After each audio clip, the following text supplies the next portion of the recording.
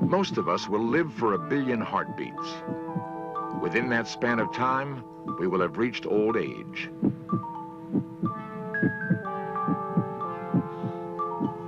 Today, however, aging and death are becoming less inevitable.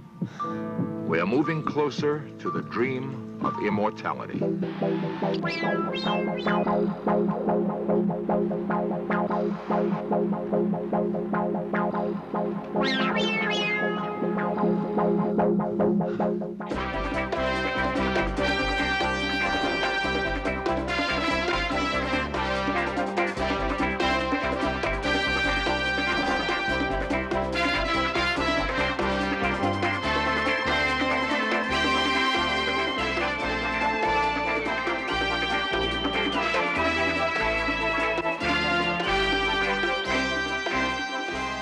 Laboratory mice appear young and healthy.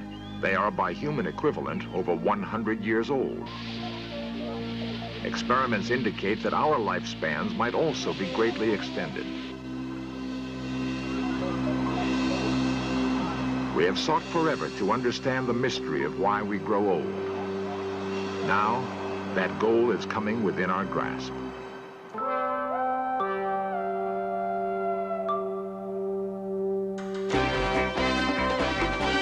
This series presents information based in part on theory and conjecture. The producer's purpose is to suggest some possible explanations, but not necessarily the only ones, to the mysteries we will examine.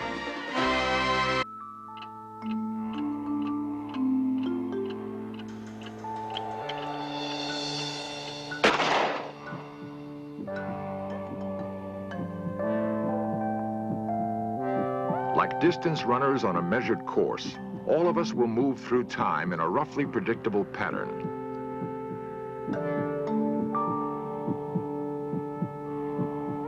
In the first stage of our lives, we develop and grow, reaching toward an ultimate peak of physical vitality.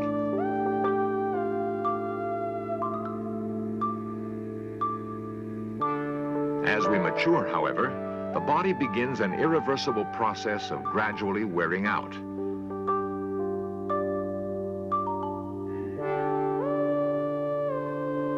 A new awareness of physical fitness may help prolong our years of health and vigor. Yet nothing we do will work to halt the inevitable force of aging. Most of the changes of aging take place deep inside the body. The lungs become less able to take in vital oxygen.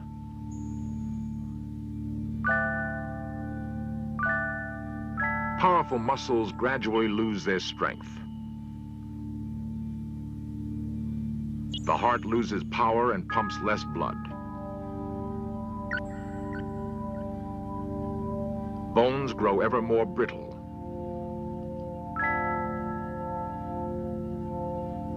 Valves and arteries begin to harden.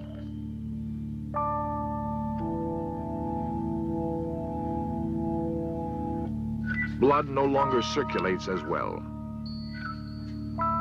As our lives continue, the symptoms of deterioration grow worse. The body becomes more and more vulnerable. Finally, we encounter a stress that is greater than our physical resistance. Often, it is only a minor accident or chance infection, but this time, it brings life to an end. Each of us must at some time confront the grim reality of growing old. With every passing year, the visible signs of wear and decline become more and more apparent. Try as we might to hide the fact, our wrinkling, sagging, and loss of strength tell us undeniably that we are aging.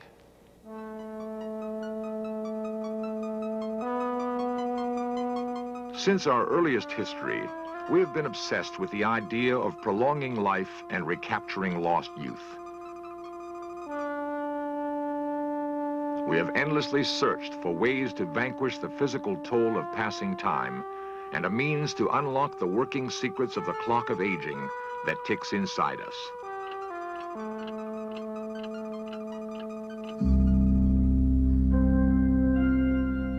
alchemists sought for centuries to brew an elixir of life that would reverse the effects of age.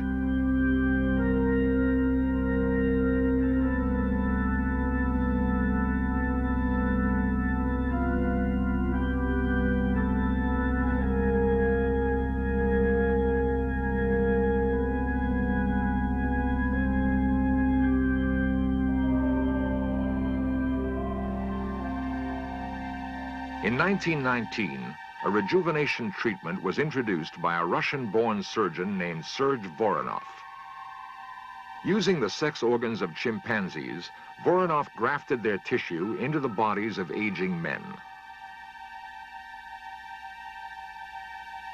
Voronov claimed amazing results, and his therapy made him a millionaire. Yet the popular treatment met a sudden end when numerous patients became accidentally infected with syphilis from the chimps. Nevertheless, Voronov's work was a pioneering step in medicine.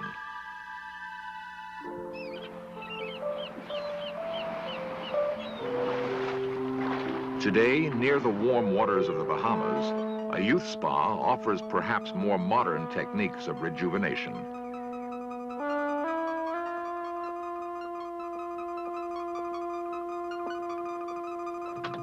Dr. Elliot Goldwag is the spa's executive director. It is a place that he describes as being devoted to the study and application of revitalization therapies. Here, the often wealthy or famous clientele receive an array of treatments which the center's staff believes can reverse many effects of aging.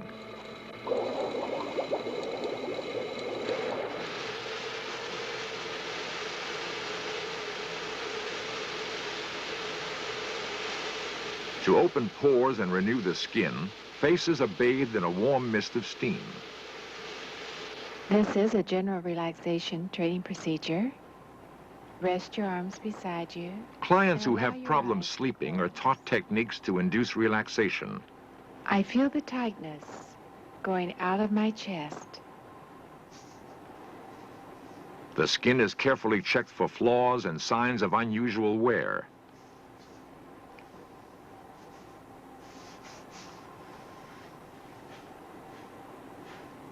Regular cosmetic facials remove debris and other dead tissue from the skin.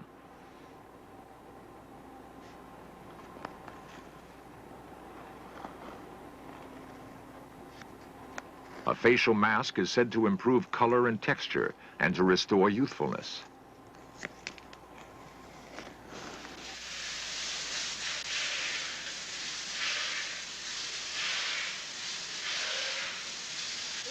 High-pressure sprays are used to stimulate the body, reportedly alerting and invigorating millions of tired cells.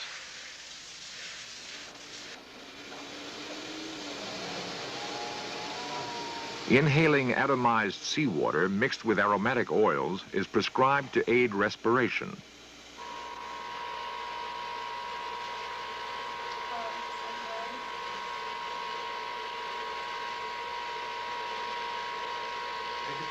Regular massages are provided to relax and tone tight muscles and to stimulate circulation.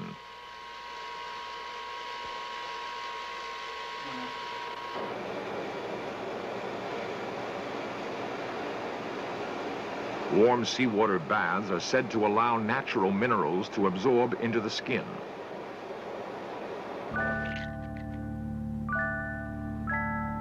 A day of revitalization is often ended with a live chicken embryo cocktail.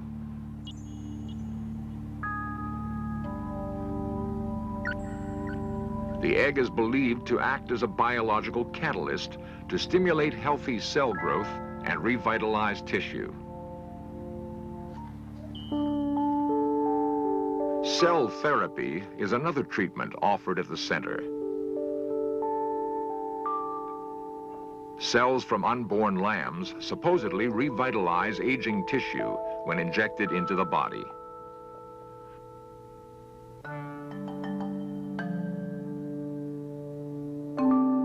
Dr. Ivan Popov is the medical director of the Revitalization Center. You have two kinds of troubles, which we call premature aging. Some of them are irreversible. If you have intoxicated yourself and ruined your liver, very often it's practically impossible to correct it. But you have many reversible phenomena. And those reversible phenomena, by stimulating our own body to react, to fight against aging, we can't make anybody one day younger than they are. But we can make them function and look younger. Because the majority of the people does function and does look older than they should. And this is one of our aims, to put them in their right age. The magic elixir of life has not yet been found, but compelling new discoveries may be bringing us closer. In 1932, a classic experiment nearly doubled the lifespan of rats simply by cutting back drastically the calories in their diet. The reason for the effect was then unknown. Today, at the University of California at Berkeley, Dr. Paul Siegel has also greatly extended the normal lifetime of rats. The result was achieved through a special protein-restricted diet, which had a profound effect on the chemistry of the brain.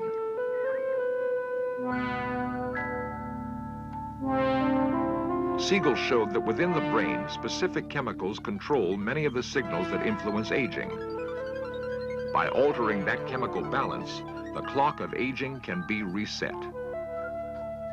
Since the mechanism of aging may not be very much different in rats than in humans, it implies that we're no longer stuck with the idea that we have to get old. It means that we can now devise treatments that can alter the rate of aging, not only in rats, but eventually in humans. For the first time, the mystery of why we age is being seriously challenged. Scientists in many fields are now making dramatic and far-reaching discoveries.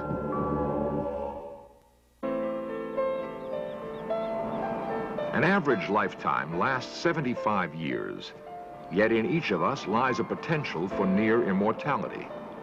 If we could retain the vitality and resistance to disease that we have at age 20, we would live for 800 years.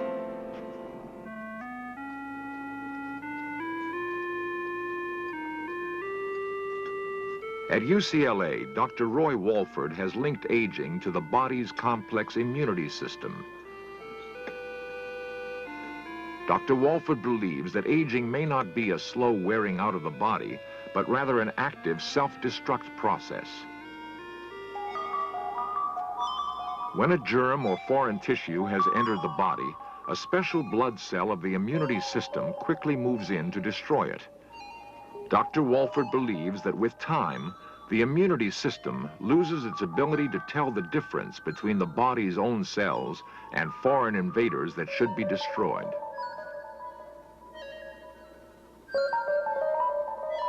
As the immune system becomes less able to distinguish self from non-self, the body slowly ages.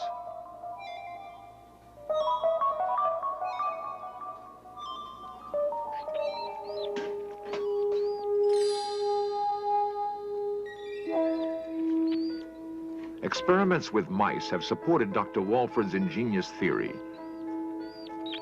When injected with drugs to suppress their immune systems, their lifespans were greatly increased.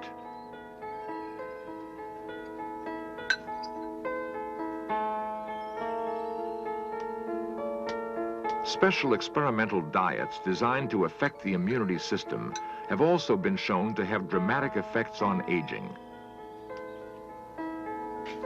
Two mice are the same age.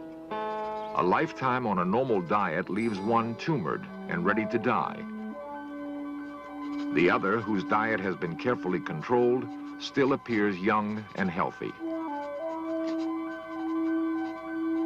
A new experiment in Dr. Walford's research involves a technique called parabiosis.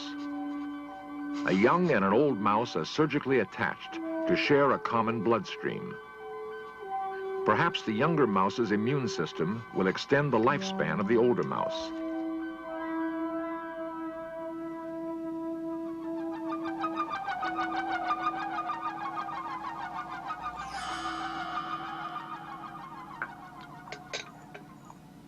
Dr. Leonard Hayflick, an eminent biologist working in aging research, has made a revolutionary discovery about the reasons we grow old.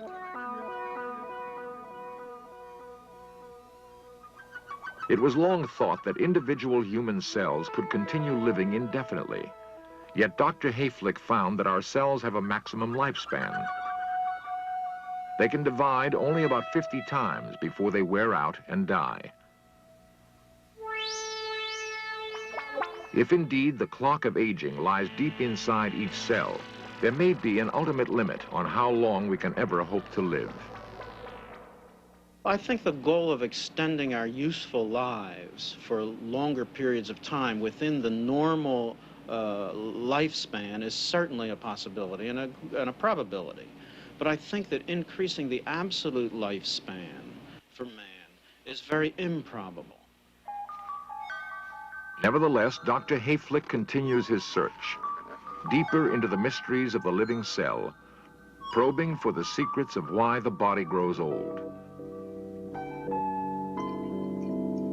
It's pointless to have as our goals in gerontological research increasing the length of time we spend on this planet simply for the sake of increasing the time. I think what is important to consider and what's essential to consider is how that time is spent.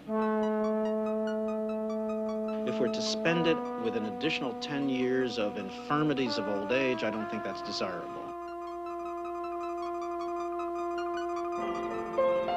If we're to spend it with additional 10 years of vigor and activity, both physical and mental, then that is the kind of goal we should strive for. To understand the mechanisms of aging, to the extent that people will live a full and productive life until the stroke of midnight on their 100th birthday, at which time we would all drop dead. Today, even the finality of death does not necessarily mean an end to life.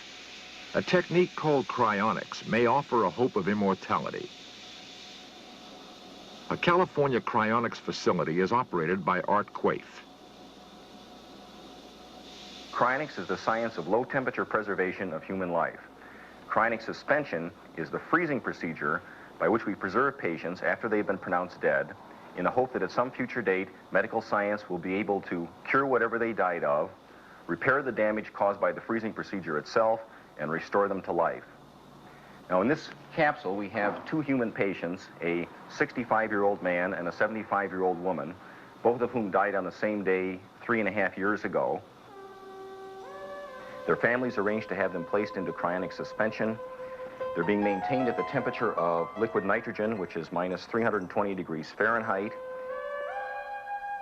At this temperature, there's going to be virtually no change or deterioration or decay for literally eons. These patients are not immortal now, and they won't be if and until we can restore them to life. I think that if indeed that does prove possible in the future, it'll be at a time when it'll be very likely that almost all the afflictions of man will be treatable, and people living at that time will have the expectation of living indefinitely into the future.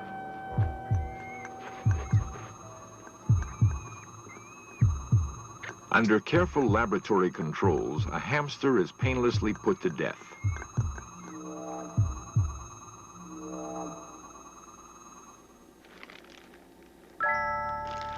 The animal is packed in ice, maintaining its body temperature at freezing level. It is completely lifeless. Its heart is motionless. Clinically dead for over 4 hours, the hamster's frozen body will now be allowed to gradually thaw.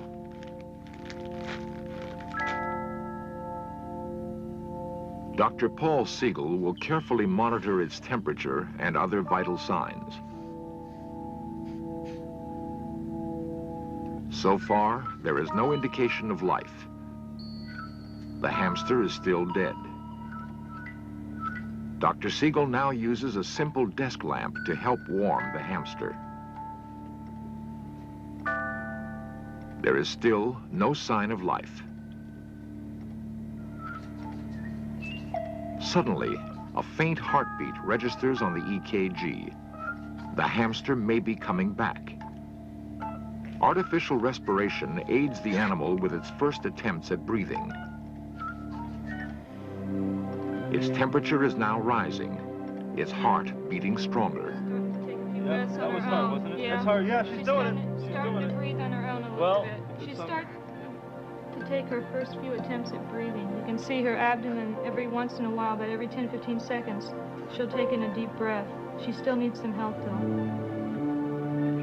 There it goes. That's her. See? See it? See the reflexes? Okay, remove the nose cone.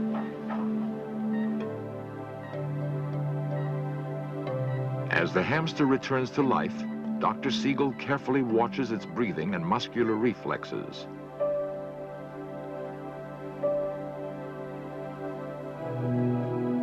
Though the hamster's body temperature is still very low, it will quickly return to normal.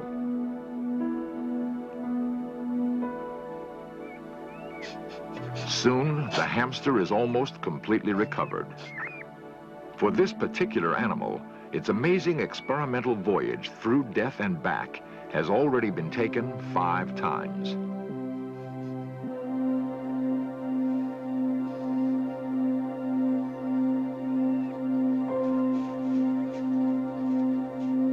Today, for some laboratory animals, the boundaries between life and death are becoming less distinct.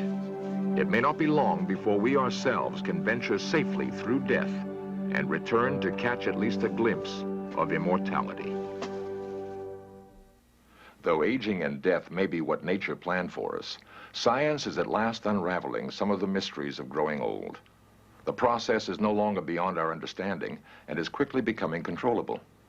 We may be on the way to realizing one of our fondest dreams, to live forever and never grow old.